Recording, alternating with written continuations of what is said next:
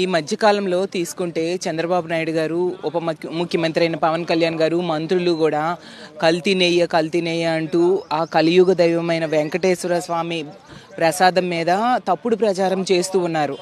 ఎందుకు ఈ తప్పుడు ప్రచారం చేశారో ఇప్పుడు బట్టబయలైంది. ఆ వెంకటేశ్వర స్వామి ఈ నిజాన్ని బయటికి తీసుకొచ్చారు అనేసి అర్థమవుతుంది. ఎందుకంటే ఇప్పుడు తన హెరిటేజ్కి అనుబంధ సంస్థ మ్యానుఫ్యాక్చరింగ్ కంపెనీ అయిన ఎందాపూర్కి 658 రూపాయలకి నెయ్యి టెండర్ని కట్టబెట్టడం కోసం తిరుపతి లడ్డు నెయ్యిలో కల్తీ జరిగిందంటూ తప్పుడు ప్రచారం చేశారు. ముందైతే ఎంతో దారుణంగా జంతు కొవ్వు, అలాగే ఫిష్ ఆయిల్, పంది కొవ్వు ఇలాంటివి కలిసాయని తప్పుడు ప్రచారం చేయడమే కాకుండా ఇప్పుడు హార్పిక్ లాంటి కెమికల్స్ కలిసాయంటూ తప్పుడు ప్రచారం కొనసాగిస్తూ ఉండే పరిస్థితి.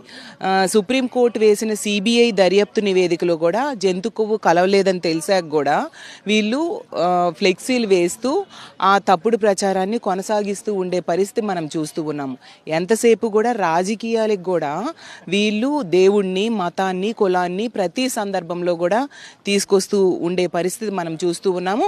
మేము కౌన్సిల్లో అడిగాము, ఈ హెరిటేజ్కి, ఎందాపూర్ డైరీకి ఉన్న సంబంధాల మీద చర్చ జరగాలి అనేసి మేము డిమాండ్ చేయడం జరిగింది. కానీ వాళ్ళు వాటికి సంబంధం ఉంది అనేసి పూర్తిగా ప్రూఫ్స్తో సహా నిరూపించబడింది కాబట్టి వాళ్ళు చర్చకి ఈరోజు భయపడుతూ ఉండే పరిస్థితి మనం చూసాము.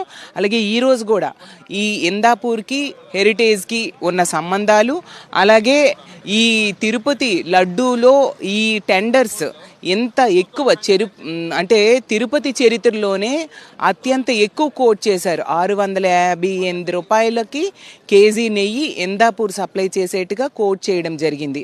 అంటే ఈ టెండర్ల గోల్మాల్ వెనక మతలబు ఏంటి, దీని మీద మేము చర్చించమనేసి కౌన్సిల్లో డిమాండ్ చేస్తూ ఉన్నాము.